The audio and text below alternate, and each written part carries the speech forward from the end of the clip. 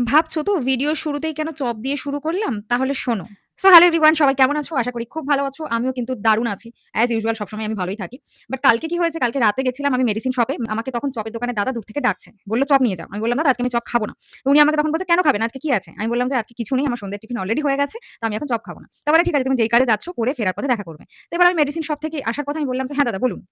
উনি তখন আমাকে বলছেন যে, "এ নাও চপ নিয়ে যাও।" আচ্ছা কিছু বুঝে ওঠার আগেই উনি আমাকে ঠোঙা করে অনেকগুলো চপ ভরে দিয়ে আমার মেডিসিন কিনে ৳২৩ ব্যালেন্স ফিরেছিল এবং আমি উনাকে সেখান থেকে ৳২০ দিচ্ছি। যদিও ৳২০ থেকে বেশি দাম হয়েছিল চপের। বাট উনি নিতেই চাইছিল না। আমার কাছে যেহেতু ৳২০ ছিল আমি বললাম, "৳২০ রাখুন। বাকি টাকা মা এসে দিয়ে যাবে।" বলল, "এই টাকা লাগবে না। নিয়ে একদম কোনো টাকা লাগবে না।" মানে উনি ওই ৳২০ টাও নেবে না। জোর করে দিচ্ছে। আমিও ফ্রিতে নেব না। উনিও টাকা নেবে না। এখন পাড়ার সব লোক দেখছে যে কি ব্যাপার ওকে ফ্রিতে কেন চপ দিচ্ছে? আমিও জানি না আমাকে ফ্রিতে কেন চপ দিচ্ছে আসলে।